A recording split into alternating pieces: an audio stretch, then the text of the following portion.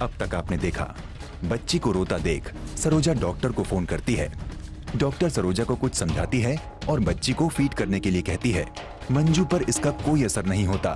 तब डॉक्टर सरोजा से कहती है कि अगर मंजू ना माने तो बच्ची को गाय का दूध दिया जा सकता है, लेकिन डॉक्टर इस बात पर जोर देती है कि बच्ची के लिए उसकी माँ का दूध फिलहाल बहुत जरूरी है। सरोजा एक बार फिर मंजू को बच्ची का वास्ता देती है। मंजू और नाराज हो जाती है और वो सरोजा को मनहूस ठहराती है।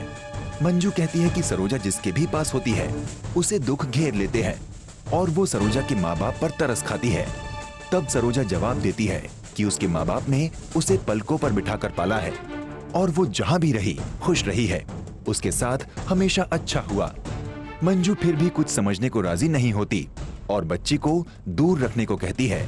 मंजू के इस बर्ताव पर सरोजा मंजू से कड़े शब्दों में कहती है। मंजू को सरोजा की बात माननी पड़ती है। वो अनमने ढंग से बच्ची को दूध पिलाती है। माधव मंजू की सरोजा के लिए कही गई कड़वी बातें सुन लेता है। वो सरोजा से कहता है कि उसे इतना सहने की क्या जरूरत है, जबकि उनकी खुद की दुनिया उनका इंतजार कर रही है। सरोजा को ये बात अच्छी नहीं लगती और वो हर हाल में बच्ची का साथ देने की बात कहती है। तभी नर्स आती है और बच्ची का चेकअप करके ये बताती है कि बच्ची एकदम स्वस्थ है। तारा अपने आप में सोचती है कि अगर माधव और सरोजा को जल्दी से बेटा हो गया तो उसका उसके बेटों को घर का वारिस बनाने का सपना अधूरा रह सकता है। इसलिए वो तय करती है कि वो माधव और सरोजा में दूरियां लाएगी। कुलदीप सदन में मंजू की बेटी को पैदा हुए 3 दिन बीत जाते हैं। कलावती फूलेश्वरी से मिलती है और बच्चा होने की कुछ रस्मों के बारे में सलाह करती है।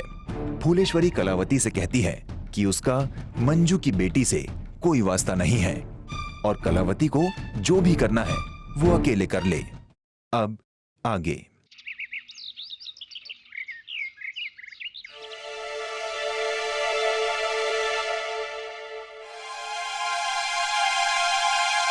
आइए जीजा जी, हम आपके लिए चाय लाते हैं। नहीं कंचन, रहने दो। जीजू, सुबह सुबह एक अच्छी चाय से सारा दिन तरोताजा हो जाता है। हम अभी लाते हैं।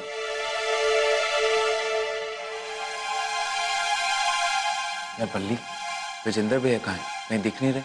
भैया, बड़े भैया बाहर बैठे, बिल्कुल गुमसुम। लेकिन माधव भैया, अब आप भी ऐसे सीरियस रहेंगे तो कैसे चलेगा? क्या सोच रहे हैं आप? यार बल्ली, घर वालों ने हमेशा हमारी बहुत फिक्र करी और हम हमेशा अपनी इस दुनिया में मस्त रहते थे। पता है, पहली बार हमें ऐसा लग रहा है जैसे कुछ जादू की छड़ी आ जाए और हम इन दीवारों में ना फिर से रंग भरते। भैया आप एकदम सही कह रहे हैं, पर हम क्या कर सकते हैं? हमारे बस में है क्या? जब हमारे बस में सब कुछ होता था तब भी तो हम फेल ही होते थे। पहले स्कूल में, 2 दिन पहले बिजनेस में, और अब जब हमारे बस में कुछ भी नहीं तो क्या हम पास नहीं हो सकते? भैया आप क्या कह रहे हैं? हमें कुछ भी समझ में नहीं आ रहा है। हम ना विजेंद्र भैया की बेटी होने की खुशी में जश्न मनाना चाहते हैं। फैंटास्टिक, ग्रेट आइडिया जीजू। अरे क्या ग्रेट आइडिया? हमारा मतलब है, वो क्या कहते हैं, वो गिरेट। अरे बड़की अम्मा के बारे में सोचा है आप लोगों ने? उन्हें पता लग गया ना तो हमको घर से बाहर निकाल देंगे। तुमने सरोजा के बारे में सोचा है? वो अकेली लड़ रही हैं सबसे। बोलो भले, क्या इस बार हम जीत जाएंगे?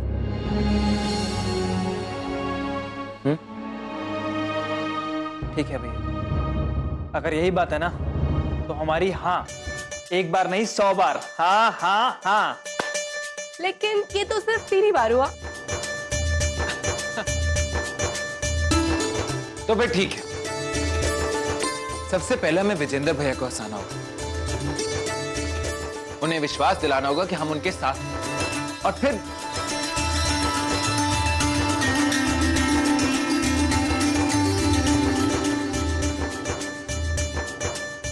माधव भैया, बहुत मुश्किल है, पक्का मरेंगे हम लोग, लेकिन फिर भी हम आपके साथ थे और आपके साथ रहेंगे।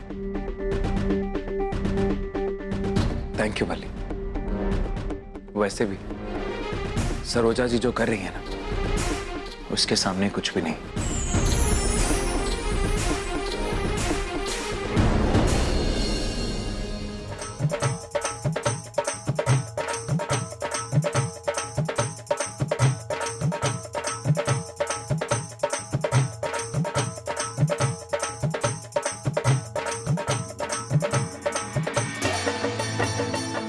हाँ भी भाई साहब, इतनी बड़ी खुशखबरी है फिर भी हमें नहीं बुलाया, भूल गए हमें। चलो चलो उठो, जश्न मनाओ। अरे आ जाओ।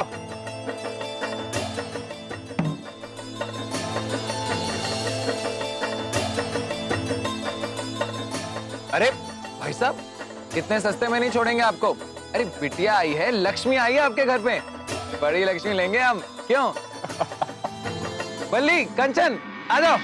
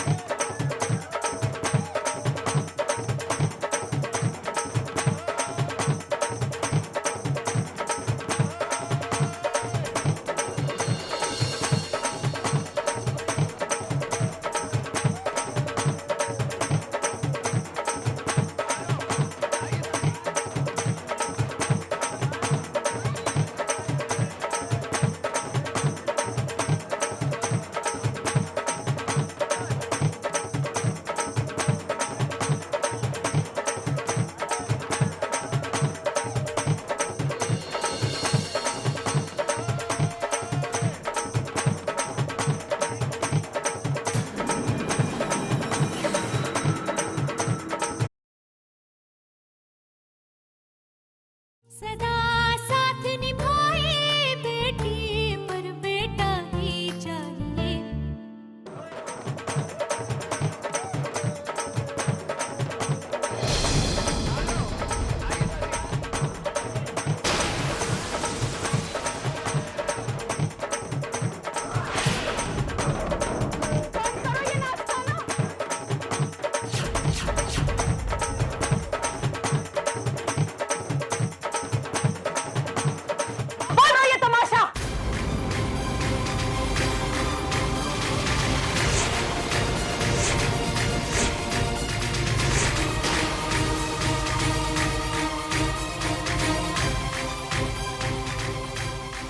ये घर है हमारा,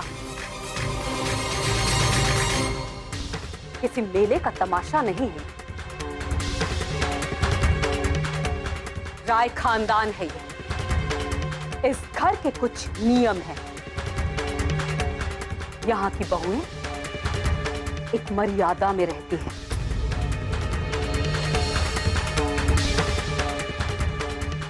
कुछ परंपराएं हैं यहाँ इस घर की।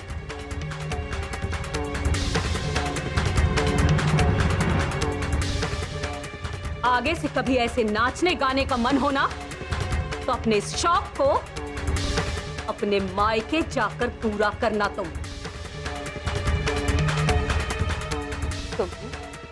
तुम्हारे मायके भिजवा देंगे।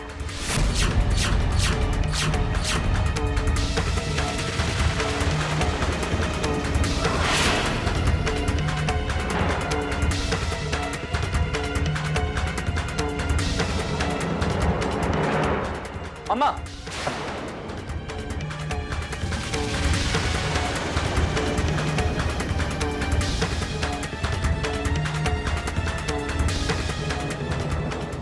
अम्मा जी, बहू जब घर की चौखट पार करके इस तरह की हरकत करती है ना, तो वो बहू नहीं कुछ और बन जाती है। वो घर की बहू नहीं रह जाती।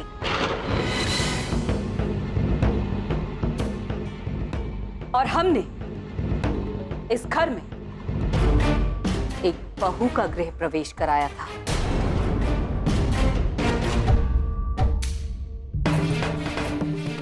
एक बात याद रखना सरोजा बहू, आदमी शायद बहुत तरीके के होते होंगे, मगर औरत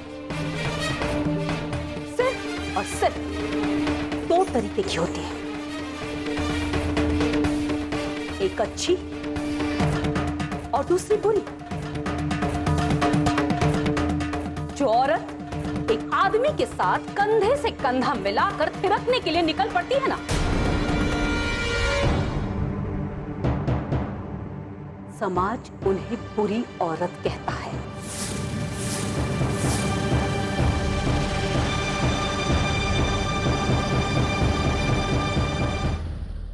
क्योंकि एक अच्छी औरत को यह समाज घर की चार दीवारी के अंदर चार धाम पूजते हुए देखना चाहता है।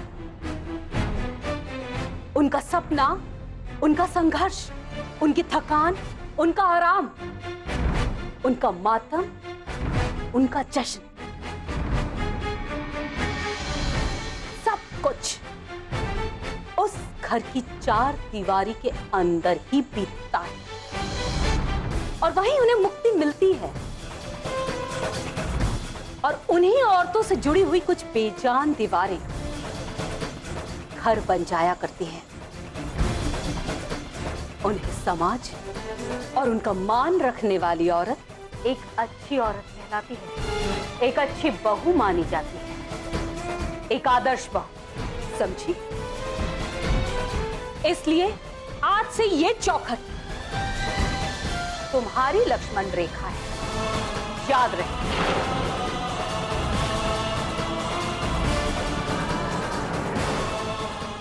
और फिर कभी अगर ऐसा कुछ करने का तुम्हारा जी करे ना, तो बता देना हमें, तुम्हें तुम्हारे मायके भेजने का इंतजाम करवा देंगे हम।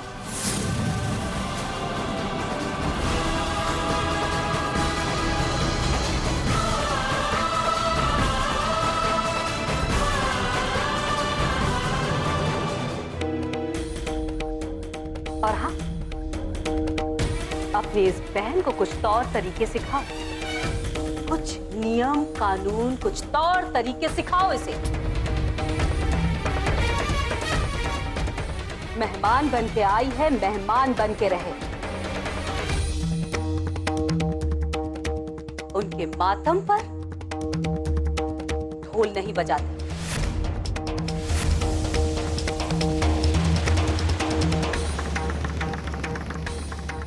एक मिनट अम्मा।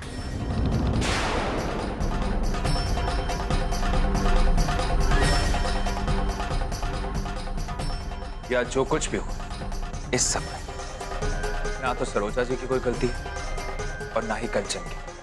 हमने पूछा तुमसे कुछ? किसी की वकालत नहीं सुननी है हमें। हम वकालत नहीं कर रहे हैं। माधव, चुप हो जाओ। वैसे भी इस घर में दुख का पहाड़ टूट पड़ा है। हमारी परेशानी और मत बढ़ाओ। आपको सुनना पड़ेगा। या जो कुछ भी हुआ, ये ढोल नगाड़ा, ये जश्न, ये हमने किया। हमने जबरदस्ती सबको खींचा, हमने सबको नचाया। हाँ तो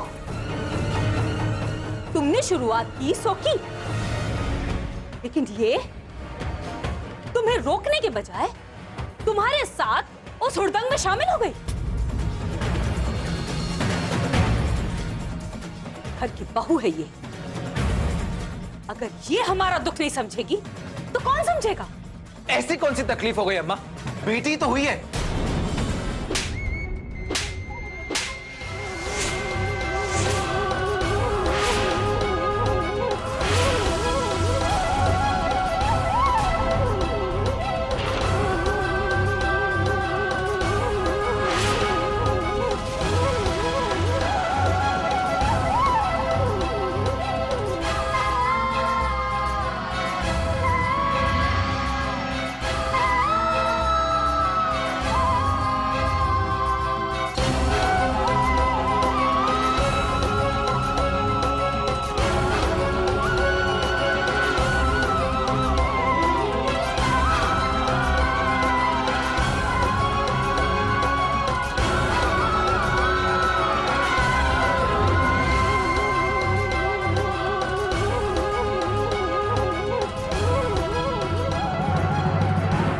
माता सुनो,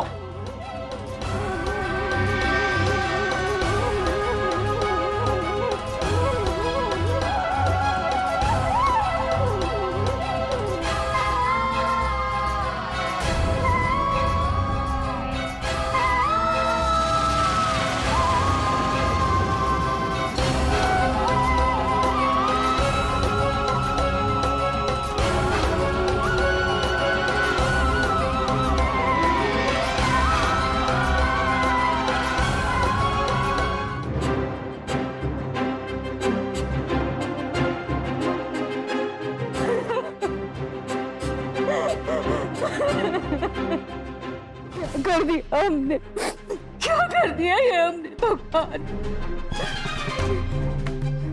इन हाथों से हमने राजा बेटा को मारे हम। क्यों मारा, क्यों मारा, क्यों मारा?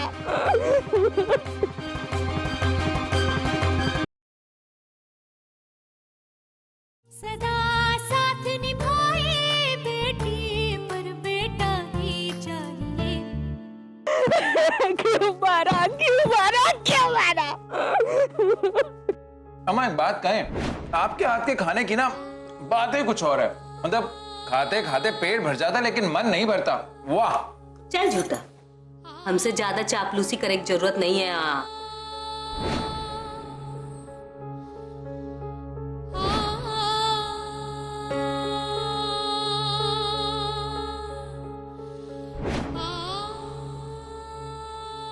और अम्मा, तुम तो हमारी प्यारी अम्मा हो ना। अगर हम तुम्हें गुरु कह देंगे तो फिर हम अपनी अम्मा किसे कहेंगे?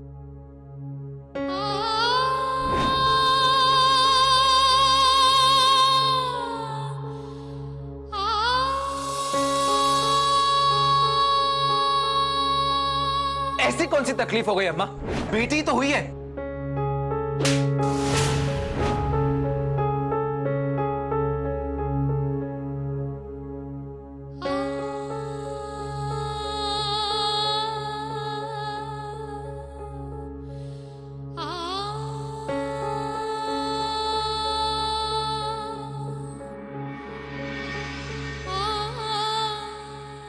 मिसेस प्रमुख जी, ये क्या पर उपदेश कुशल बहू तेरे?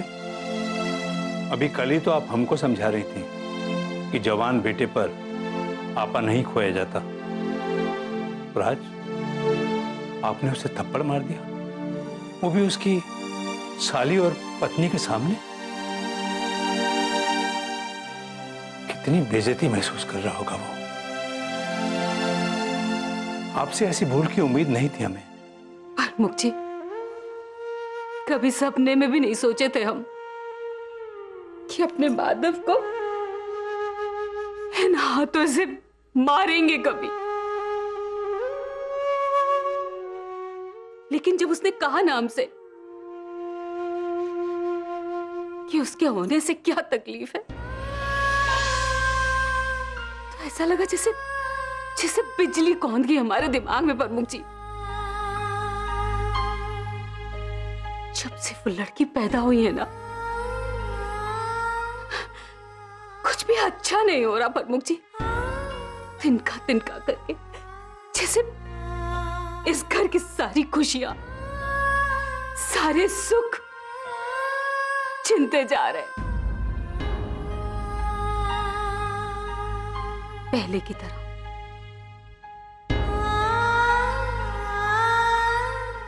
भूले नहीं है प्रमुख जी।